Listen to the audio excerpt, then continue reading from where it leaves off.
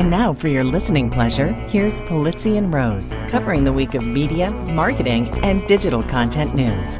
This Old Marketing. Take it away, boys.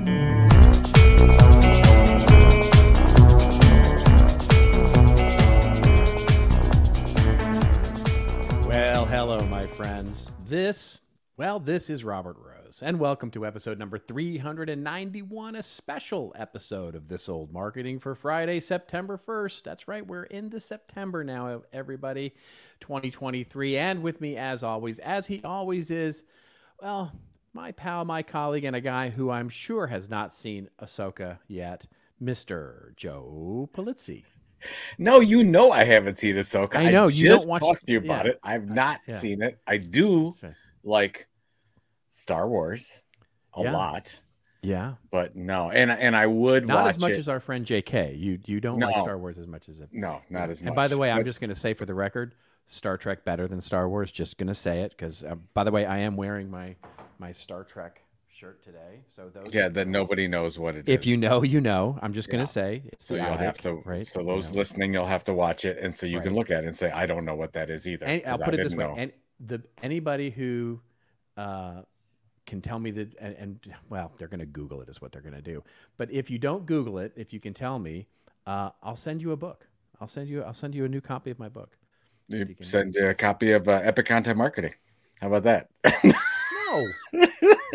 For F's sake. Yes. Or Content Inc. would be a nice book. Okay. Too. So that brings up a great point.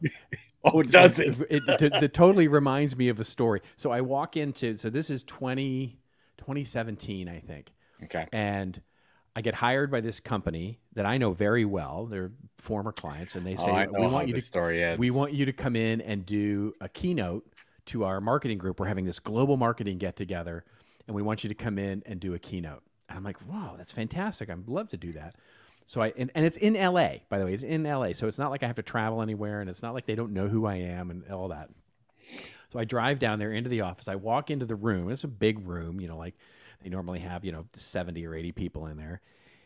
And on everybody's desk is a copy of Epic Content Marketing. And I'm like, really? This really?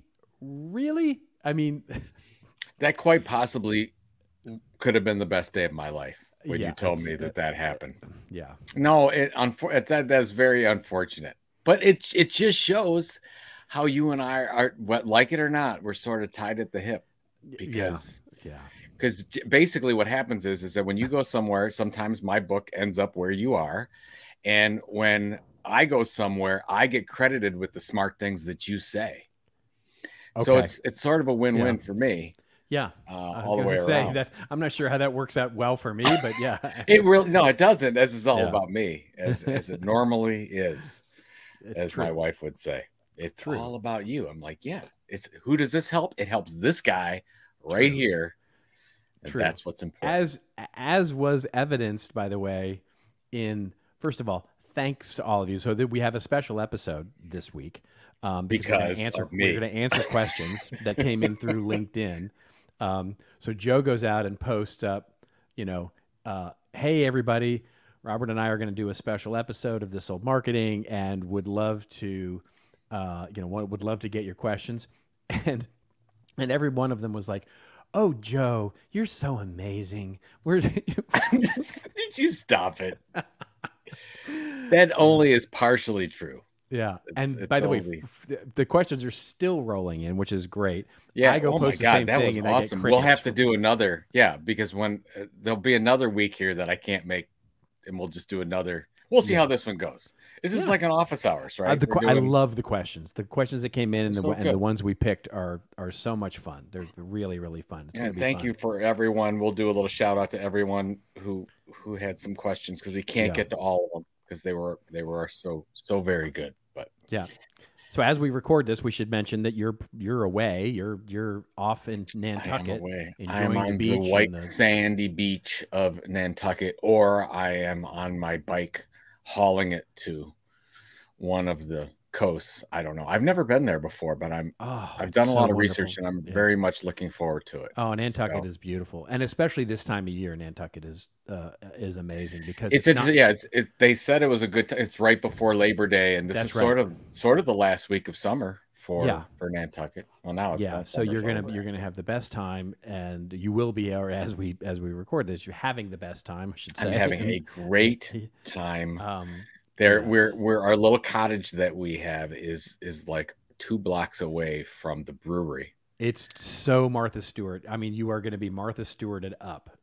I'm at a cottage. Yeah, the fact that I'm cottaging. It will be blue. I guarantee you the cottage. You think it's going to be blue? I think it's going to be blue. There will be hints of blue everywhere. I'll take a picture and I'll send it to you. And if it's a blue, there will be lots of blue or whatever, lots of floral prints. Yeah, blue and floral prints is what. Whatever the cottage is. Just a side note, I did look, and I can be cheap. I like spending money on experiences, but sometimes I can be cheap. Sometimes. Okay, not all. I'm pretty good most of the time. Like I like a good party. We'll I like a good happy hour. I'll pick up the tab, those kind of stuff. But you do as well. You do that all the time too. But the Nantucket Hotel is the hotel that my wife reads books by Elin Hillenbrand, and it's always at the Nantucket Hotel, I guess. And I looked to see what the pricing was, because I'm like, oh, wouldn't it be great? My wife and I could stay at the hotel, and it ranged between $1,300 and $1,500 a night. Yeah, to stay at that hotel, and I'm like, does every night come with $1,000? Like that's like where. Yes. So we have a wonderful Airbnb cottage that's just going to be tremendous. That's nice. Yes. Significantly Nantucket generally is not cheap. I mean, let's just be honest. Nantucket is not. I'm not expecting anything to be. It's not Atlantic City. Let me put it that way, right? It's not. You're not. I like Atlantic City though. Those are my people. Experience. It's completely different. Like I like the bars in Atlantic City because it's like, they may or may not have been swept recently.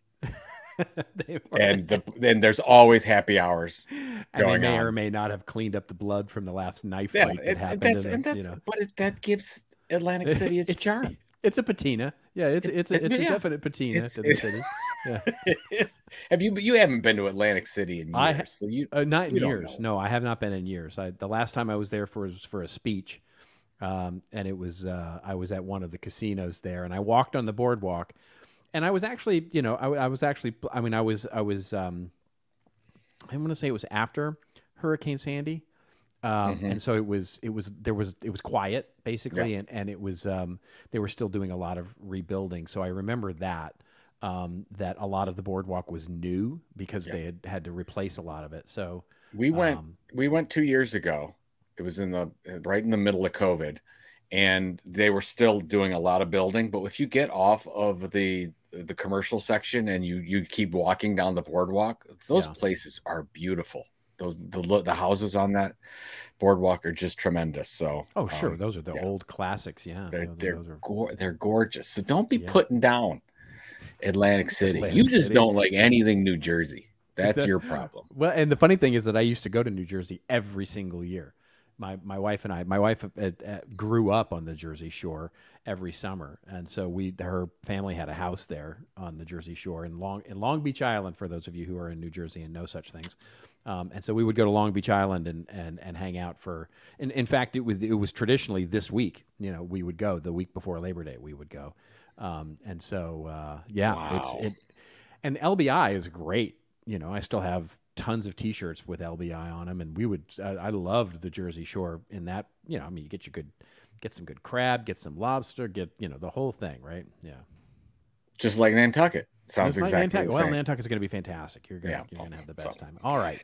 To our questions. What's the first question? Yeah, so let's get to it. So the way we're going to do this, by the way, is this typical way that we do questions. Is that we've got 5 questions that we picked from the just myriad questions that you sent over. We had over 40 questions. Yeah, it was fantastic. Amazing. Thank you. Yeah.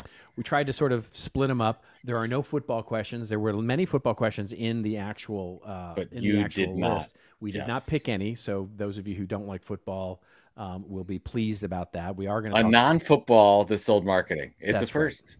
It's a first. And so we'll talk a lot about marketing. We'll talk a lot about business. We'll talk a lot about what we're thinking about. And so let's get to question number 1, which comes to us courtesy of Jim McLeod.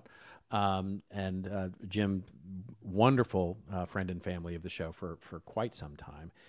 The question that Jim asks is, which marketing trend died out much faster than either of you expected?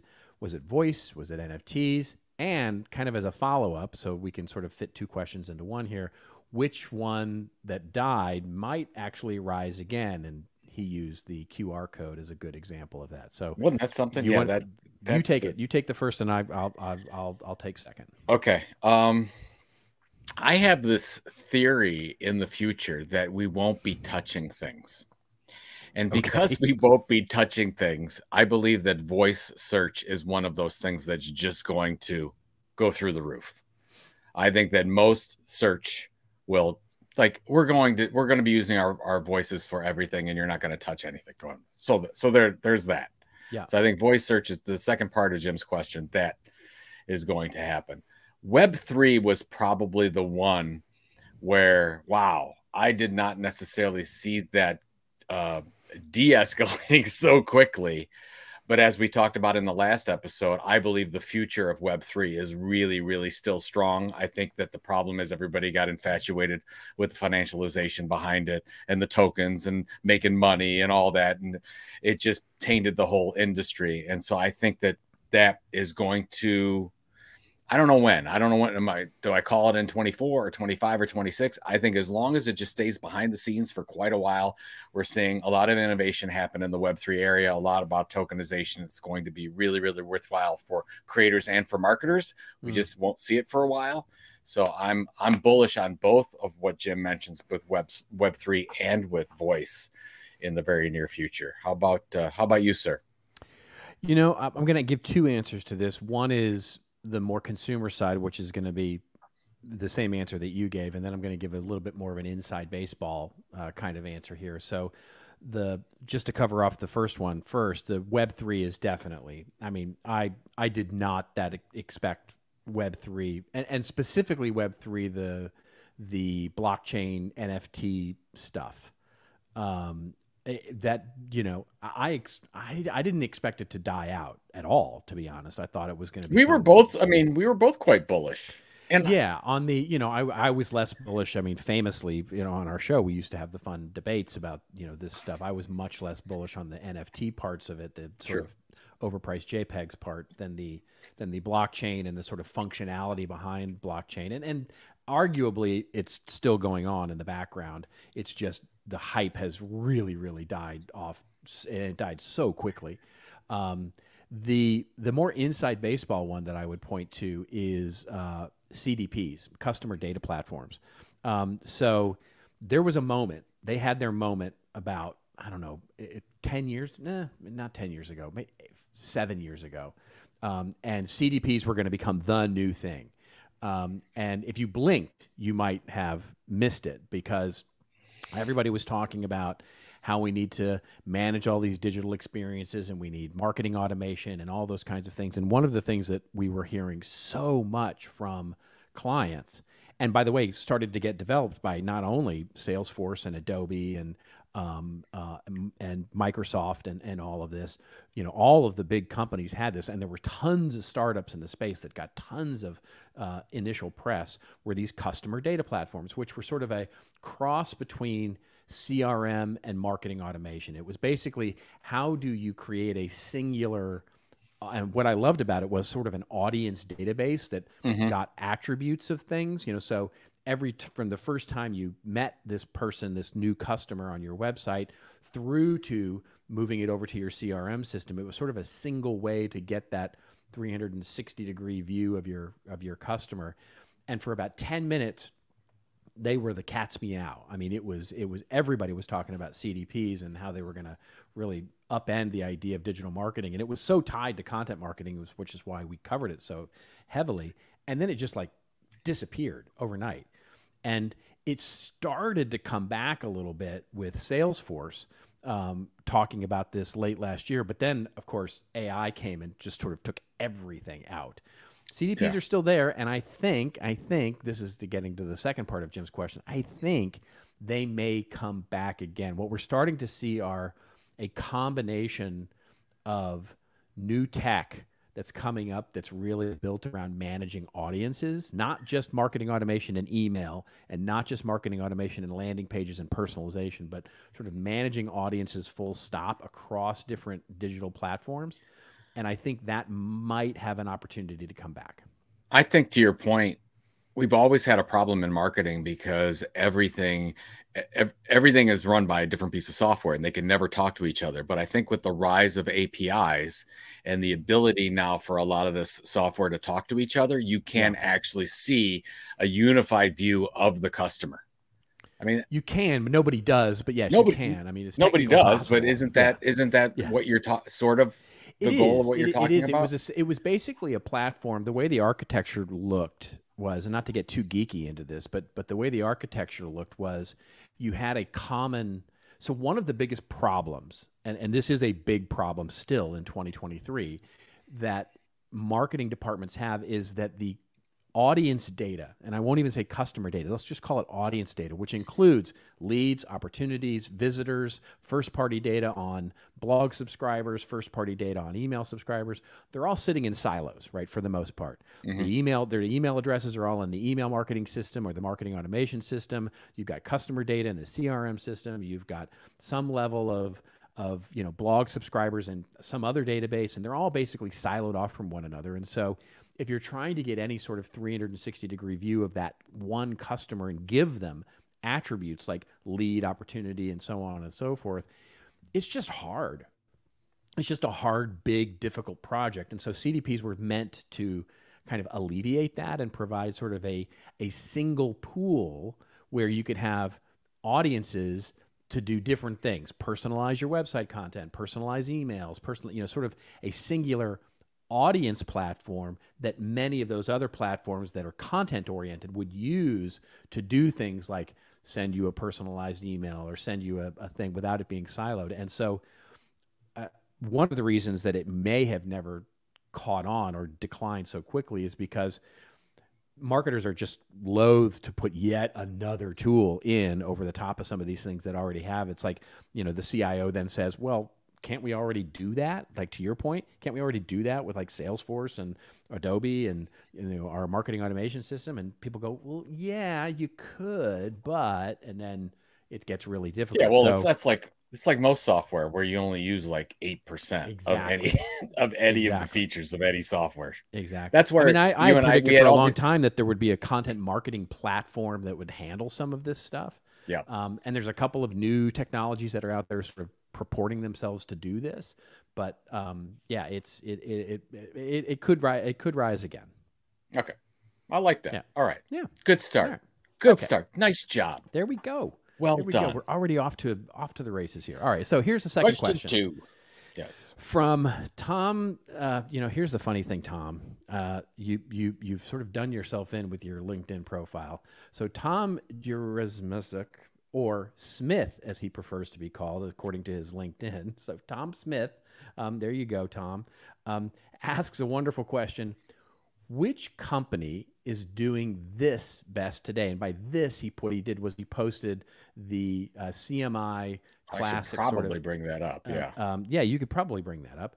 I have to find it. So go ahead. For those of you who are maybe new listeners, you'll remember that Joe patterned the structure of CMI off of the Disney basically infographic that showed how all revenue paths led to the center. And for CMI, it was, of course, the big event. There it is. And there you go. And then so you've got the blog there and the content at the center, and then you've got events and publications and training and all the kinds of things that we did.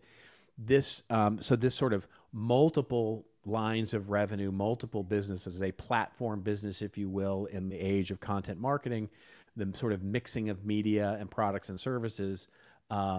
This is this that Tom is referencing in his question, and he wants to know which company or organization that we think is doing this best today. So what's your answer to that? Well, I spend most of my time in the creator universe, so I'm a big fan of Jimmy Donaldson, who is aka Mr. Beast. Wow, and what Mr. Beast has done by really focusing on, and really this model works when we talked about, because the CMI blog was always at the center. That was the ongoing, consistent, valuable, relevant information that we would send out to our customers on a regular basis. The same thing holds true for Jimmy. That's YouTube.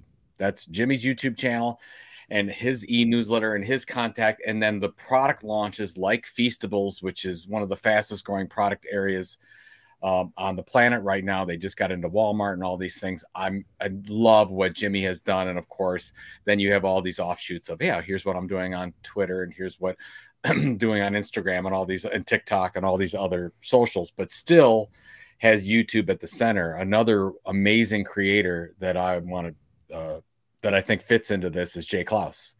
And, you know, Jay spoke last couple of years at Creator Economy Expo, tremendous, has his newsletter in the middle. That's sort of the glue that brings everything together. But if you look at ongoing, what he's done with online training, his membership, his YouTube channel, which is growing, he's consistent on Twitter with threads, and every day has a LinkedIn post, and really has built a model that's very similar to the one we did at Content Marketing Institute. And that's why his revenue has gone from almost nothing to, I think he's going to do 600,000 or 700,000 this year as just a content entrepreneur.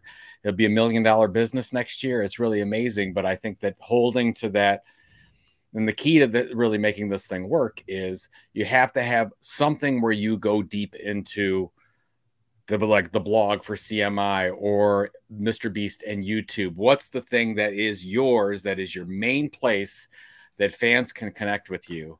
And then you diversify in a bunch of different ways, but it always goes back to that one thing. Now, you would know better. Do you have an example from the corporate world that you would say this is the content marketing approach that's really working for somebody?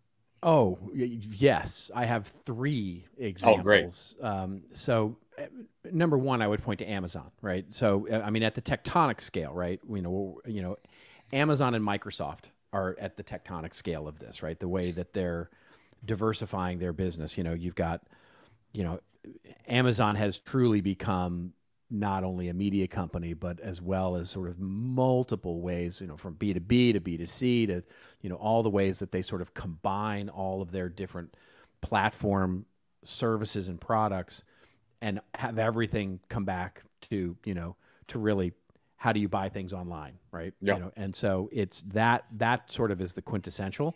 Then you got Microsoft, which of course has been diversifying for years, and with their latest acquisition of, Activision and that whole part of the thing, they've got everything from entertainment to, GitHub to LinkedIn to, so many different properties. But sort of that, it becomes a little hard to identify with that because it's so big.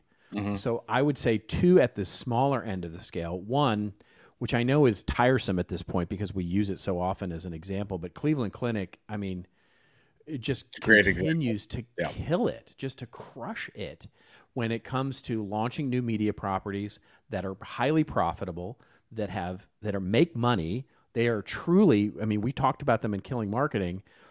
They are truly a marketing department that is a profitable part of the business. I mean, that you just can't say it any other way. Their marketing department is a profit center, and it makes money. And they do so in multiple ways, primarily through advertising, but they also syndicate content, and they do other things as well. They do There's a consulting arm as part of that, training part of that. I mean, it's crazy the amount custom content they do custom editorial for other companies. I mean, and this is a hospital, folks. That's right. So think about that. That's a fantastic example. Yeah. So that's that. And then the one other that I would point to that is totally under the radar, and they're my major case study in my new book, which is the Multiple Sclerosis Society. And I happen to know the CMO there, and he's such a smart guy. He's completely upended their business.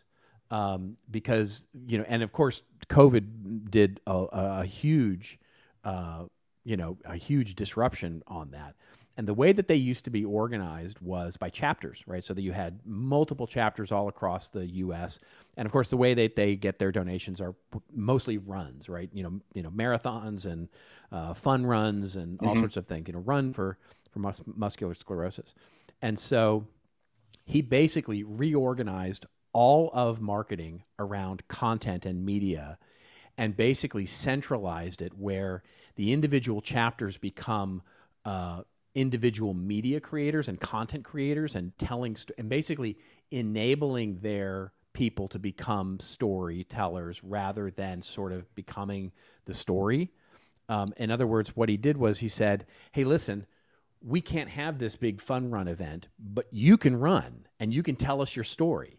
And you can set up your own thing, and enabling them to tell their stories and provide for a centralized way to do that, and basically centering everything on content marketing was how he sort of changed the entire business model of how they go to, it basically their entire business model is now media and telling that story. And the thing that just gives me chills every time he tells me, he said the whole purpose behind it was, he got this, and he talked to his leadership about this and talked to the board about this. And he said, the whole point of our organization should be to put ourselves out of business, right? He said, the whole point of this is to, at some point, not be needed.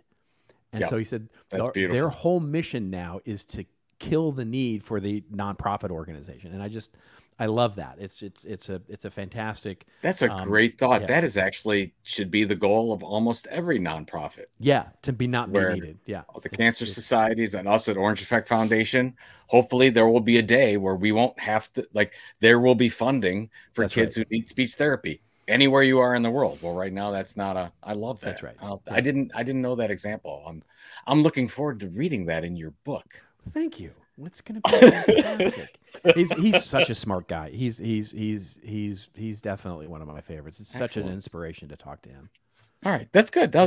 We got some small examples there, some larger ones. I think that we covered that one correctly. Yeah, there you go. All right, let's get to our third question here. The third question on our list comes to us courtesy of Gina Ballerin. Am I pronouncing Gina's last name correctly? Ballerin? Hi, Gina. Yep. Very good. Ballerin. I'm going to say Ballerin. I don't know. Gina will correct me. Gina, Ballerin. Would you correct? I think it's Ballerin. Like in ballerina, you think it's, right? Yeah. All right. Okay. Other than AI, Gina asks, what is the next big thing in content marketing, says Joe Pulizzi? Well, I'm not going to use my old standby of I think enterprises will start buying media companies and creators, which I've said for the last 10 years, and it's starting to happen. Yeah, that's not the next big thing because we've been talking about that. I really think the next big thing in content marketing is that marketing departments will create creators.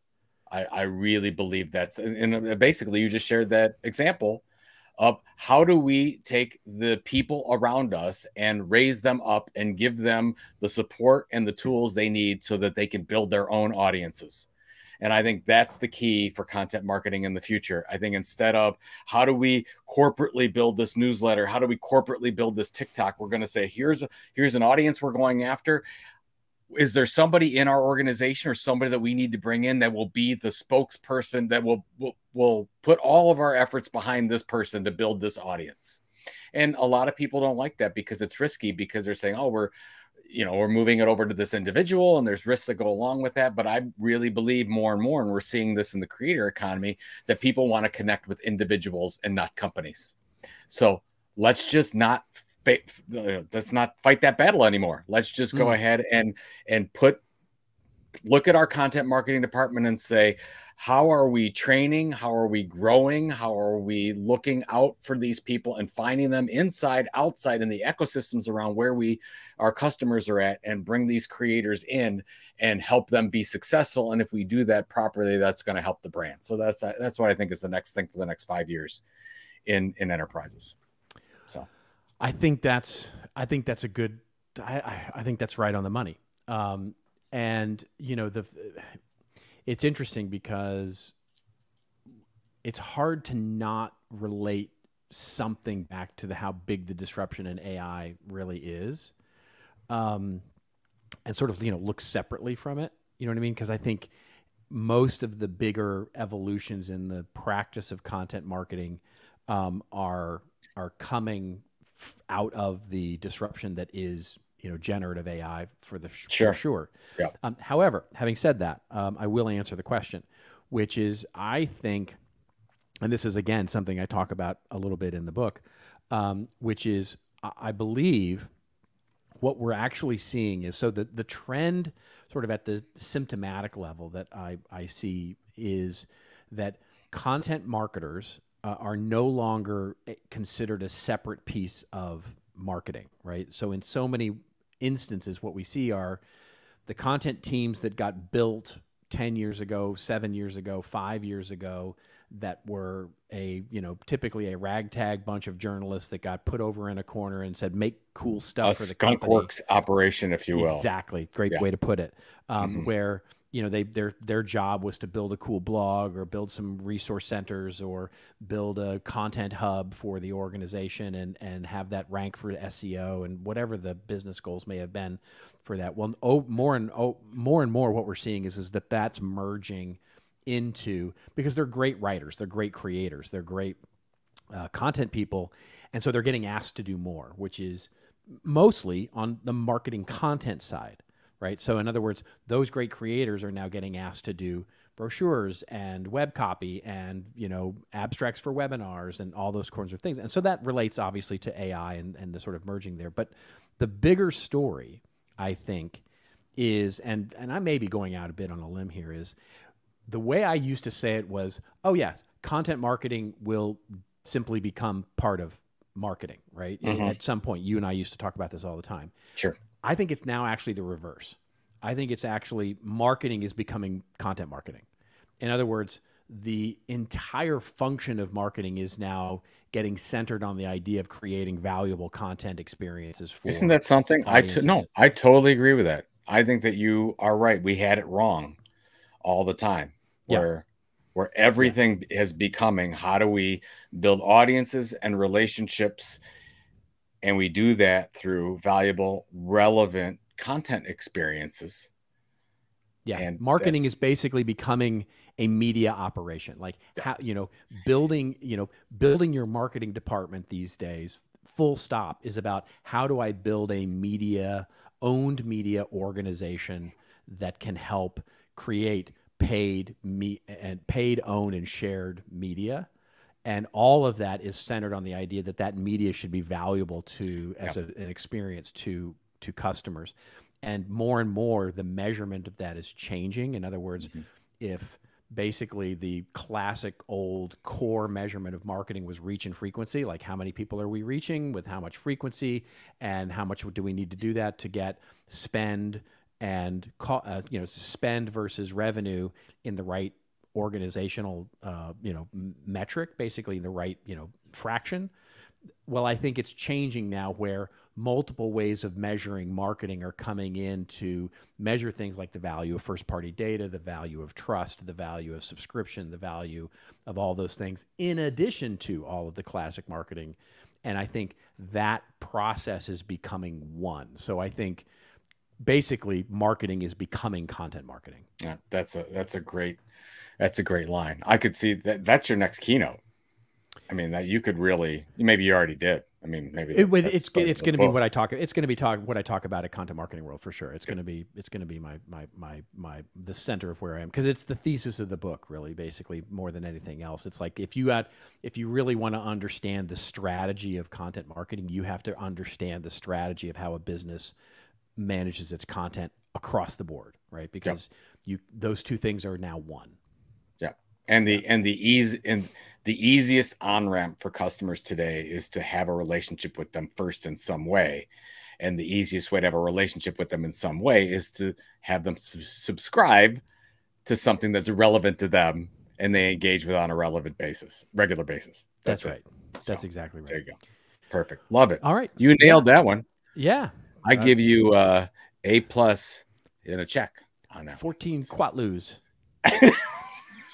Another Star Trek reference. That's my gosh! See, now you're taking it off. when did This Old Marketing jump the shark? It was episode 391 when Robert added the obscure Star Trek reference. There's that's my next trivia question for everybody out there to respond to. The 100 Quatlus, what is the episode that came from? The episode title that came from? Is that The Next Generation? No, that'll be the original series. Always the original series. Yeah.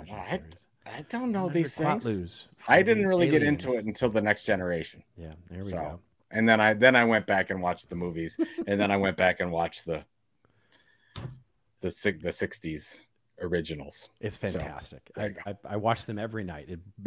It bugs my wife to no end. She always like, she knows now that like it's the sort of the last 20 minutes before we like head off to bed and stuff like that and go read and stuff like that, because there's no use in starting a new show and blah blah blah, and we're going to go to bed and all that. And so she'll literally, it's on, so she'll like stick it on as we're like cleaning up and getting ready for bed and stuff like that.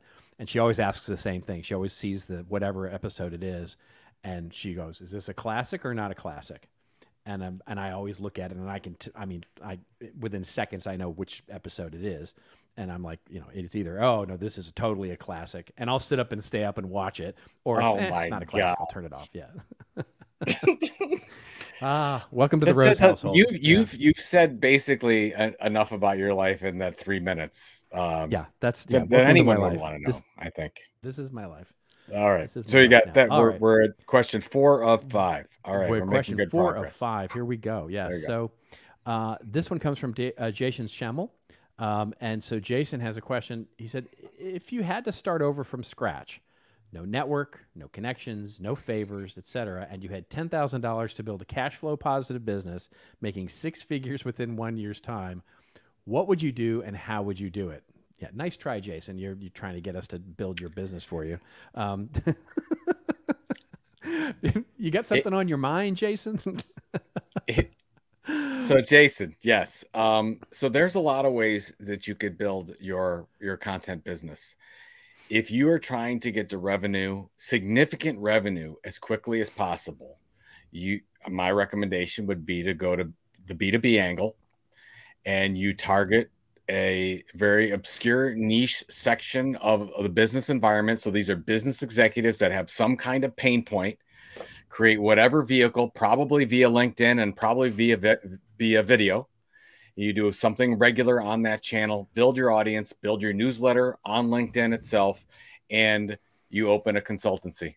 I mean, if you want your 5-figure, your 6-figure deals that can come quickly from 1 or 2 customers to do. Yep. So that's where, when I left Penton Media in 2007 and was launching what ultimately became Content Marketing Institute, I had bills to pay and things. So what did I do? I naturally had a little bit of my time associated to consulting, and I had 4 or 5 consulting deals. That's actually, Robert and I were talking about this earlier today, where there's a project with PTC that came in that we first started working together on, and that was a significant project for both of us.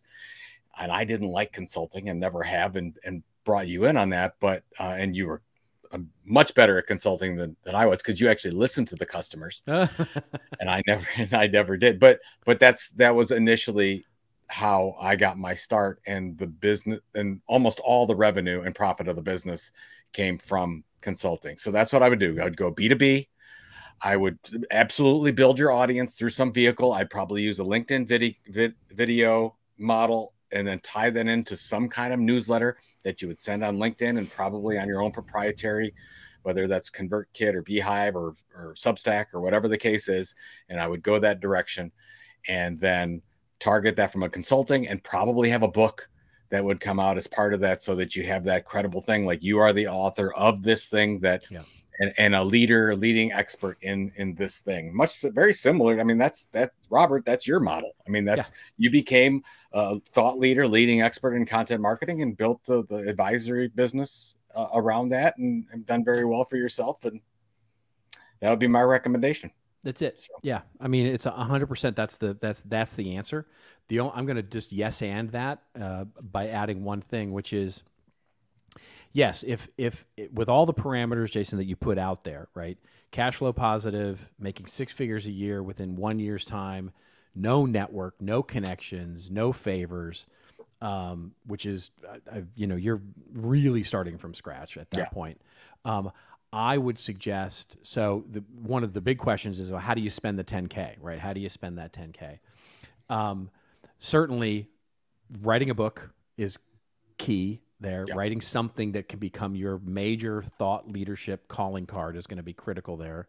Second is going to be getting you out and speaking and talking. So a lot of that 10K is going to be in travel to get to conferences, to be able to get yourself out. The key on all of that is Joe is exactly right with you need to create your what I always call your sphere of influence, right? Your website, your LinkedIn profiles, your blog, your book, your owned media properties, basically. But you also have to get out, because nobody knows you, right? No, you have no network, no connections, no favors, et cetera. So you've also got to get out there.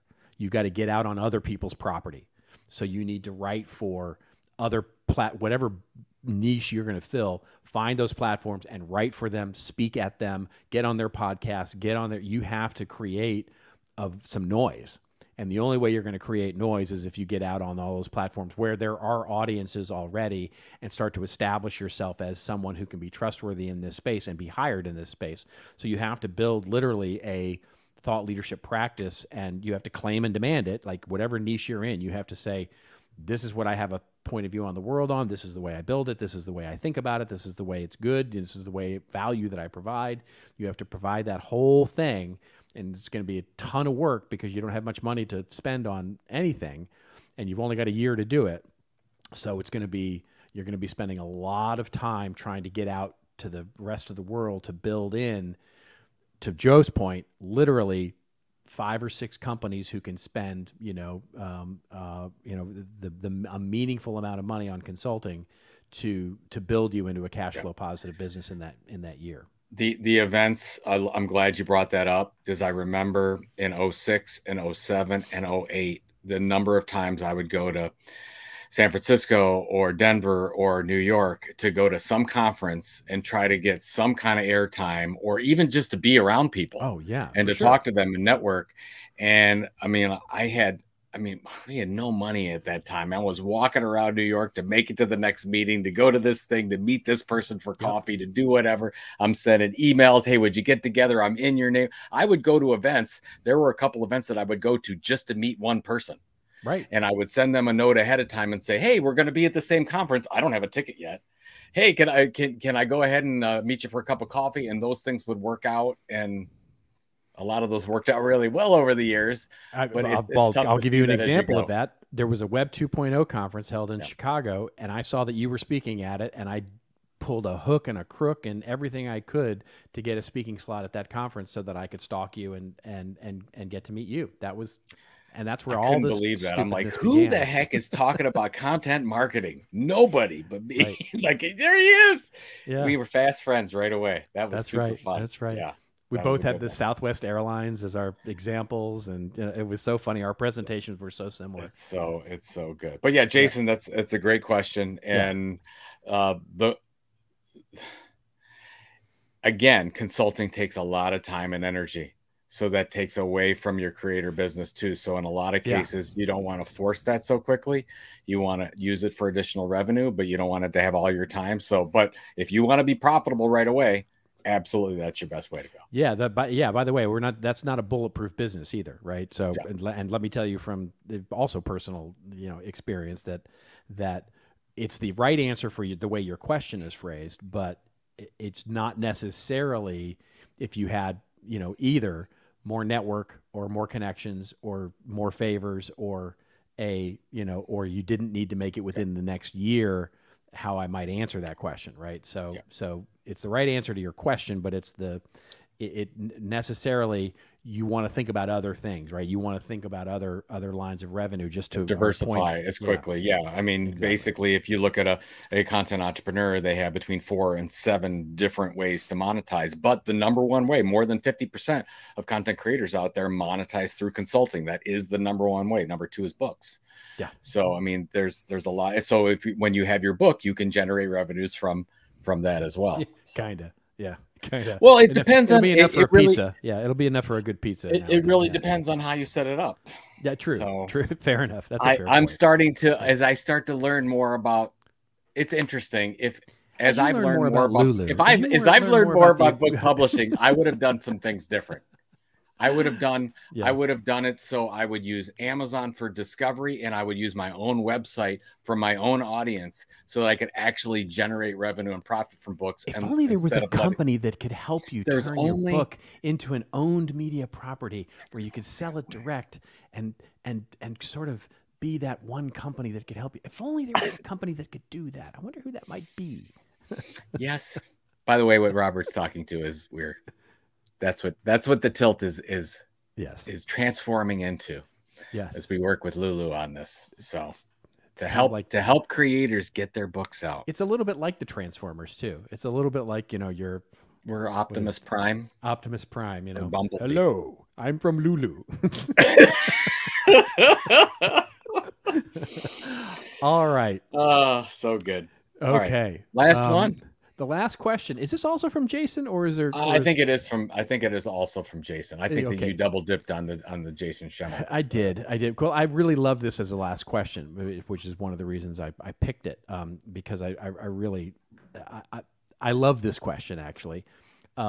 It might be my favorite question of all of them, but the last question that we'll take here is, if you weren't on your own, and this goes for both of us, which business would you want to go work for and why? And I love that because I haven't had a job from working with a company really since 2007, 2008. Yeah, both of us, 2007. Yeah. That's when we both started our business. Yeah. So and great decision on both our parts because we're on.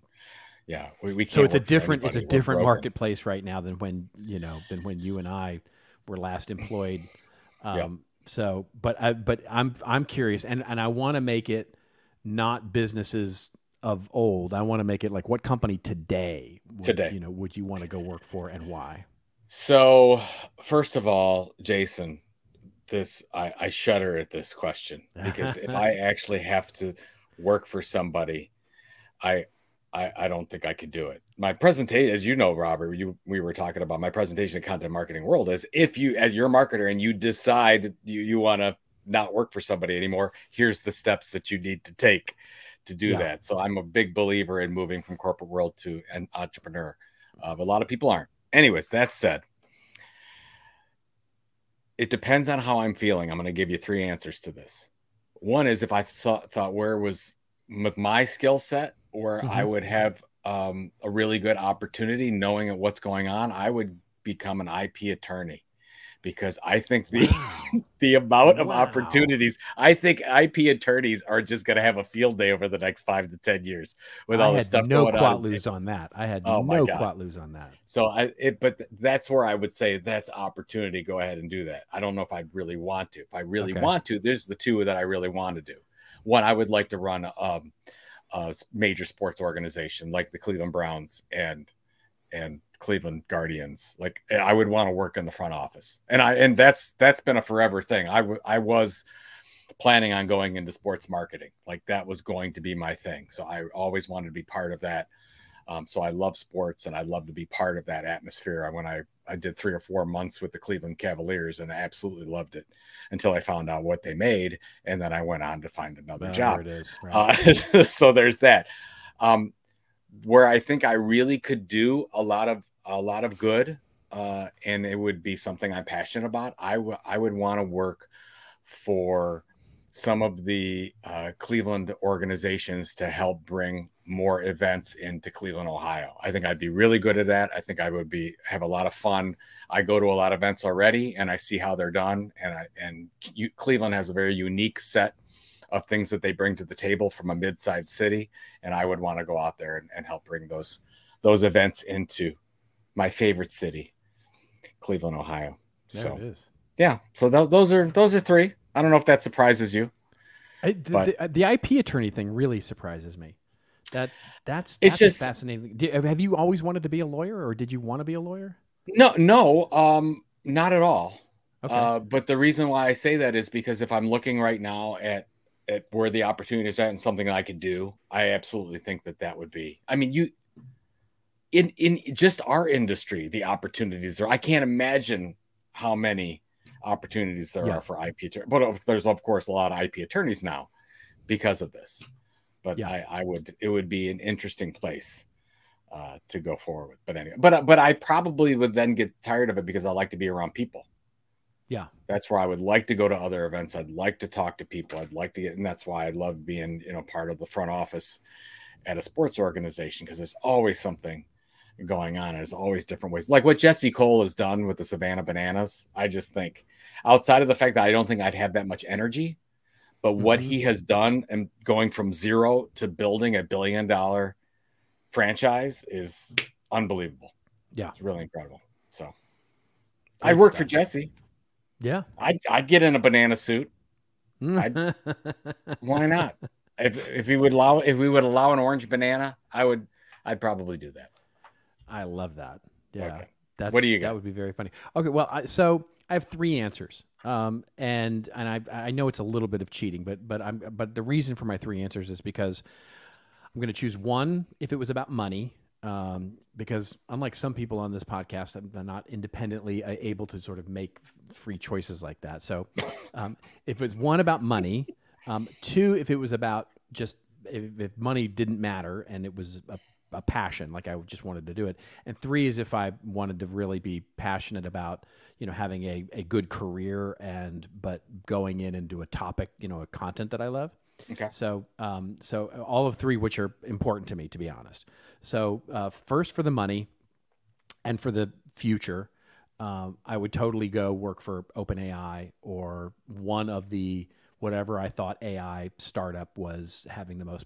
And I'm not going to name them just because that'll sort of unbiased. But in the AI industry. But there are a couple of AI startups that I think are amazing, and that the executives I think really get it. The obvious one is OpenAI, because I think Sam Altman is thoughtful, and I think the company is thoughtful, and I think I think it's just going to be a very interesting business overall. I think there's a pivot coming for that business, by the way. Interesting. So that would be my money one. My one for content, but not dissimilar from you, I would go work for the Dallas Cowboys. I mean, because I would go work in marketing for the Dallas Cowboys. Because I'd be working at the Browns and you'd be working at the Cowboys. I would get out of bed every day excited about the content and what I'm marketing there. Because I love football. I absolutely adore and love football. I'm passionate about it. I love every detail of it. So it would be, I think, fun. From what I've heard, it's a great place to work. And so it's, that would be the high on that.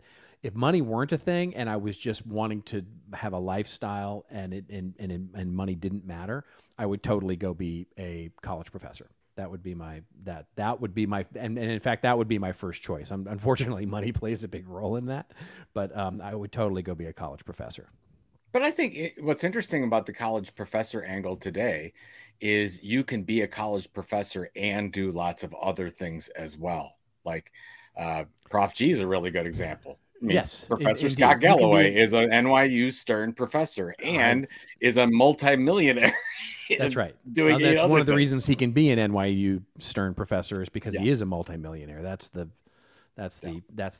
freedom to be able to do that. I mean, I have looked at this as the adjunct professor, unfortunately,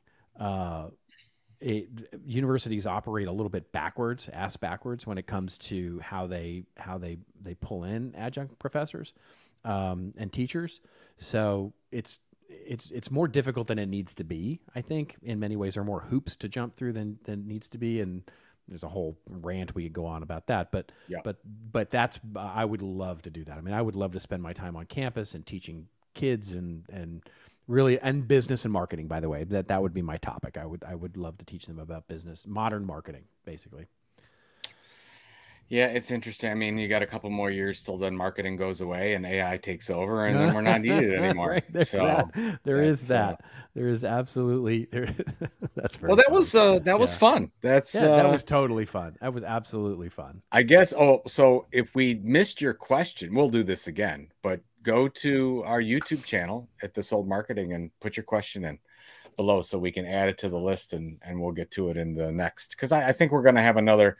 I'm pretty sure there's going to be another special episode in the next month and a half. I would guess so. Yeah, with our travels and content marketing world and a bunch of other stuff. That's true. So yeah, that is true. We're going to have to figure something out. So that is true. Yeah. And did you want to give a thank out or shout out? Oh, yes. Thank you. There's so many people we couldn't get. So there's questions. I'm here on the LinkedIn site. They're still coming. So Craig Hodges and Matthew Cantwell, thank you for your question. And Peter Breck, of course, Peter always. Evelyn Hoover, thank you. Ash Roy, Ahaba Liebtag had a great question we couldn't get to. Brian Piper, Mary Rose McGuire, Brian Andraco, Robert Katai, lots of Karen Abu, Erica Heald. Oh my God. Eric Papson, Todd McCluskey. Of course, Todd's been sending all kinds of stuff to us. Joshua Feinberg, thank you so much for all that. I wish we could get to yours, and we will hopefully do another episode and get, because even the ones that came in today that we weren't able to get to are really, really good. And they're not all about me. There are some that say Joe and Robert, not just Joe and Robert. Few. Yeah, exceedingly few. So, yes. There is that. Good deal. Good deal. Fantastic. All right. Well, we will be back next week with a regular news-oriented episode, as they say. But until then, until we get to our next week's show, and Joe comes back from Nantucket all tanned and bicycled up and all Martha Stewarted ready for cooking, we will see you next week. And until then, please do remember, it is your story to tell. Tell it well. We'll see you next week on, This Old Marketing.